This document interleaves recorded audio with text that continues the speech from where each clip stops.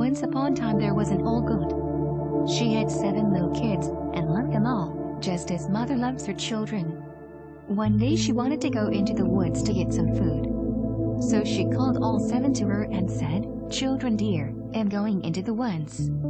Be on your guard for the wolf. If he gets in, he will eat up all of you all, even your skin and hair. The villain often disguises himself, but you will recognize him at once by his rough voice and his black feet." The kid said, "Mother dear, we will take care of ourselves. You can go away without any worries." Then the old one bleated, and went on her way with her mind at ease. It was not long before someone knocked at the door and called out, "Open the door, children dear, your mother is here, and has brought something for each one of you." But the little kids knew from the rough voice that it was the wolf. "We will not open the door," they cried out. "You are not our mother. She has soft and gentle voice, but your voice is rough. You are the wolf." So the wolf went to shopkeeper and bought himself large piece of chalk, which he ate, making his voice soft. Then he came back and knocked at the door, calling out, "Open the door, children dear. Your mother is here and has brought something for each one of you." But the wolf laid one of his black paws inside the window. The children saw it and cried out, "We will not open the door. Our mother does not have black foot like you. You are the wolf." So the wolf ran to baker and said, "Have sprained my foot. Rub some dough on it for me." After the baker had rubbed dough on his foot, the wolf ran to the miller and said, "Sprinkle some white flour on my foot for me." The miller thought, the wolf wants to deceive someone, and refused to do it, so the wolf said, "If you will not do it, we'll eat you up." That frightened the miller, and he made his paw white for him. Yes, that is the way people are. Now the villain went for a third time to the door, knocked at it, and said, "Open the door for me, children. Your dear little mother has come home, and has brought every one of you something from the woods." The little kids cried out, "First show us your paw so we may know that you are our dear little mother." So he put his paw inside the window, and when they saw that it was white, they believed that everything he said was true, and they opened the door. But who came in? It was the wolf. They were terrified and wanted to hide. One jumped under the table, the second into the bed, the third into the stove, the fourth into the kitchen, the fifth into the cupboard, the sixth under the wash basin, and the seventh into the clock case. But the wolf found them all, and with no further ado he swallowed them down his throat, one after the other.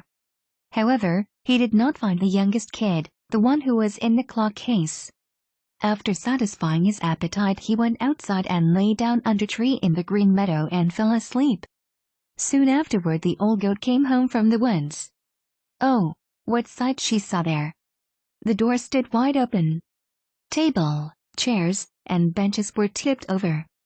The wash basin was in pieces. The covers and pillows had been pulled off the bed. She looked for her children, but they were nowhere to be found. She called them by name, one after the other, but no one answered. When she at last came to the youngest, soft voice cried out, "Mother dear, I'm hiding in the clock case." She took it out, and it told her that the wolf had come and had eaten up all the others. You can just imagine how she cried for her poor children. Finally in her despair she went outside, and the youngest kid ran with her. They came to the meadow, and there lay the wolf by the tree, snoring so loudly that the branches shook. She looked at him from all sides and saw that something was moving and jiggling inside his full belly. Good gracious, she thought.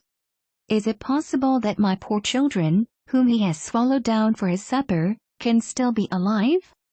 The mother goat sent the kid home and to fetch scissors, and needle and thread, and then she cut open the monster paunch. She had scarcely made one cut, before little kid stuck its head out, and as she continued to cut, one after the other all 6 jumped out, and they were all still alive. They were not even hurt, for in his greed the monster had swallowed them down whole. How happy they were! They hugged their dear mother, and jumped about like Taylor on his wedding day. But the mother said, "Go now and look for some big stones. We will fill the godless beast's stomach with them while he is still asleep." The 7 kids quickly brought the stones, and they put as many of them into his stomach as it would hold. Then the mother hurriedly sewed him up again. He was not aware of anything and never once stirred. The wolf finally awoke and got up onto his legs. Because the stones in his stomach made him very thirsty, he wanted to go to a well and get drink. But when he began to walk and to move about, the stones in his stomach knocked against each other and rattled. Then he cried out, "What rumbles and tumbles? Inside of me thought it was kids, but it's stones that they be."